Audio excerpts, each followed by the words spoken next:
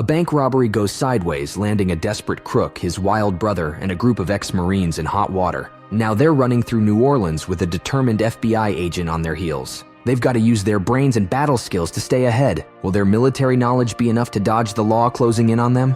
The movie focuses on two brothers, Jamie and Mick. The brothers are opposites of one another. Jamie appeared to be going about his business as usual. He left his baby Joan and strolled out of the home like a child in a park.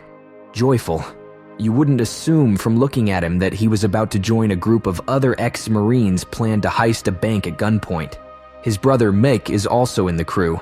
While Jamie could pass for a typical working-class man, his brother resembled a gangster. With a large bald head and evil eyes, he appeared to have murdered someone. These two people are quite different, yet both are prepared to succeed at any length, but they are bonded by loyalty, from which they act with unwavering clarity. Jamie, on the other hand, appeared calm. Jamie had a fiancée called Ava who cared for him, and he was eager to be a good parent and provide for the family. She had gotten a large amount of cash from a crowdsourcing site for her daughter Joan's surgery. The cash was provided to her by Jamie. Ava knew of Jamie's unlawful activities, but believed he would ultimately change his ways. She worked in the same bank Jamie, and his group intended to target next. The robbery went just as planned. The crew prepared with the appropriate equipment and attacked the bank. They struck the jackpot, hoping to walk away with $3 million. They weren't aware of one thing. Officers were waiting outside to arrest them. As soon as the gang exits the bank, they are confronted by local police and FBI personnel. The crew ends up dead, save for the brothers and another man who survives but becomes gravely wounded in the gunfire. 6 officers have been killed, and Special Agent Frank Ross comes on the scene to apprehend the perpetrators. The brothers needed to devise an escape plan, particularly Jamie, who had a family to support. Mike is ready to assassinate the man who tipped off the cops about the group. There was no way the cops would come so early. They had to be aware of the robbery beforehand, which is how the FBI became involved. Meek had no regret about murdering the officers because he witnessed them going in for the kill. According to him, the officers were not out to arrest the team. They were actually out to murder them. But who was the rat? Meanwhile, Special Agent Frank Ross arrived at the crime site and began investigating the bank theft. He urged the bank tellers, including Ava, to tell him any crucial facts they could recall. The bank was modest, and he wanted to know why the vault had so much money. Here, Agent Mike Hayes and Lieutenant Bauer helped him out.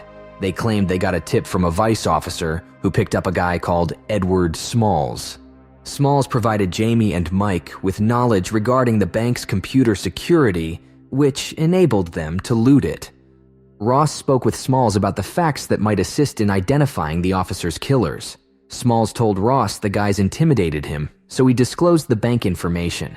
He said the two guys appeared to be brothers, with the younger wearing a locket and the elder having tattoos with particular names etched on them.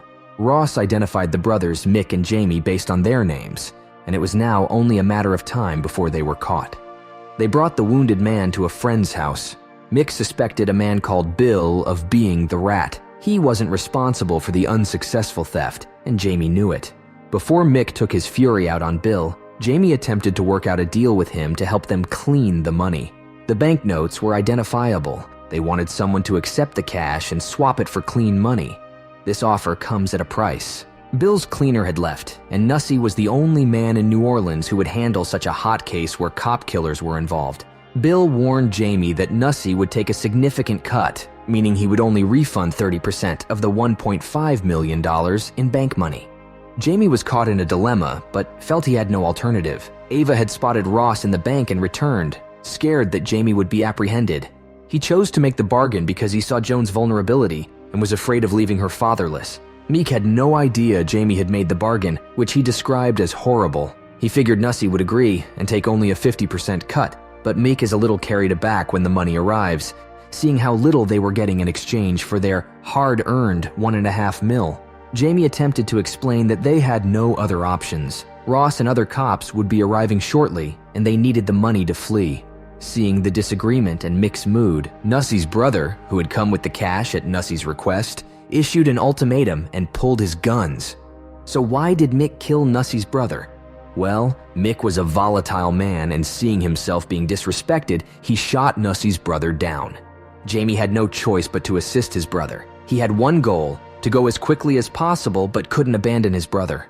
Mike killed Nussi's brother. Ava was on the point of a breakdown when she noticed Mick and Jamie engaged in another gunfight. She had always known Mick's rage would affect Jamie, but because they were brothers, she remained quiet, and now it was getting dangerous. She implored Jamie to leave Mike and remember Joan, who would have to grow up without her father if Jamie died. He ultimately realized that continuing with Mick meant being slain in pointless shootouts. He reassured Ava that he envisaged them living on a little island near the Bolivian border. He indicated that he would take the money and flee, then send help to get them to the island. These seemed like pipe dreams to Ava, who was convinced Jamie would succumb to Mick's fury.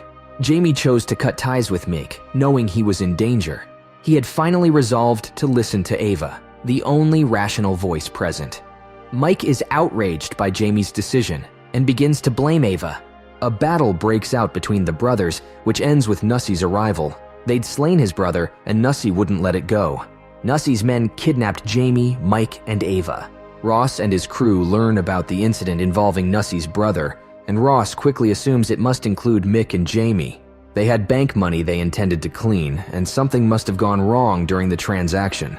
Ross followed his gut and went to Nussi's apartment. Nussi had planned to dissolve Jamie in sulfuric acid and force Mick to see his brother's horrific demise. Jamie is bound and powerless. Mike attempts to soothe Ava, who is also tied up in the aftermath, by bargaining for Jamie and Ava's lives and asking Nussi to kill him simply, but fails. He's ready to dump sulfuric acid on Jamie when he gets a bit too near, allowing him to escape. Jamie kicks Nussi, and Mike eliminates the others. Finally, Mike shoots Nussi in the same way he shoots his brother. They were not yet out of trouble. Ross was on his way to apprehend them, but to everyone's astonishment, Mick instructed Jamie to take Ava and go. Still, he did return seconds later, killing the officers who were ready to arrest Jamie. Ross and his squad were only around the corner, and when they heard the gunfire, they knew the brothers were close. Jamie realizes Mick will not halt the killings and decides to leave away, leaving his brother high and dry. He takes Ava and boards the bus. Ross fires at Mick and inquires about his brother. Mick, who adored his brother Jamie, refused to let him go and told him one more lie before dying. He informed Ross that Nussi had slain Jamie. During the conclusion of the channel, Ross discovered Jamie's locket in the sulfuric acid, which assured him that he was speaking the truth. The group that hit the bank was completed. Every member had died. Ava, a bank teller, was the only surviving suspect. Jamie had committed a bank heist before to this one and given Ava the funds for Joan's operation. Ross contacted her and they talked about parenting. She offered him some solid advice.